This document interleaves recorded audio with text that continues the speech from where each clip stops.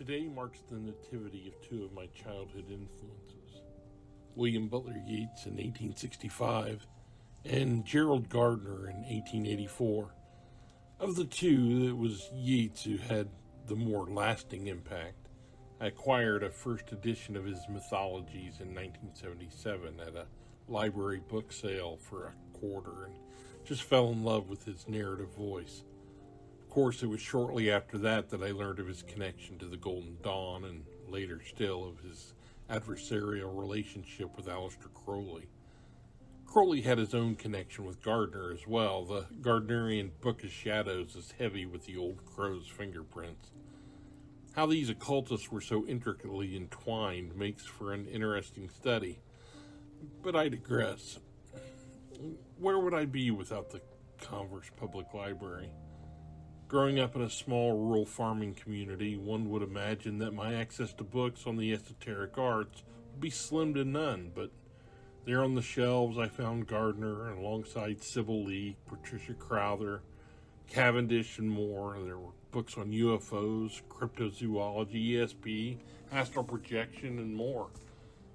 These were all primers for what would come later. They provided a foundation for which I was able to build.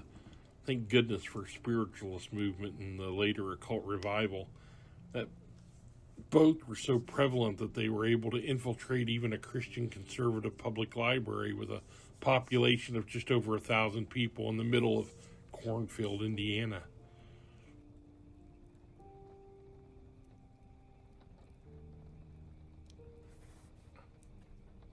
My house. An ancient bridge and a more ancient tower. A farmhouse that is sheltered by its wall. An acre of stony ground where the symbolic rose can break in flower. Old ragged elms, old thorns innumerable, the sound of the rain or sound of every wind that blows, the stilted water hen crossing stream again, scared by the splashing of a dozen cows. A winding stair, a chamber arched with stone, a gray stone fireplace with an open hearth, a candle and written page. Il penseros Plotinus toiled on in some light chamber, shadowing forth how the demonic rage imagined everything. Benighted travelers from markets and from fairs have seen his midnight candle glimmering. 2 men have found here, a man at arms, gathered a score of horse and spent his days in the tumultuous spot, where through long wars and sudden night alarms, his dwindling score and he seemed castaways, forgetting and forgot, and I, that after me my bodily heirs may find, to exalt a lonely mind, befitting emblems of adversity.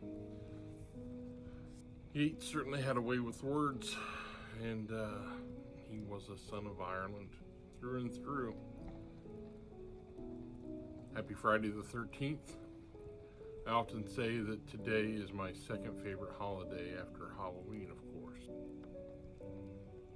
A gentle reminder that I have a book coming out on June 20th, Occult Detective, Misadventures in High Strangeness. I hope you give it a look.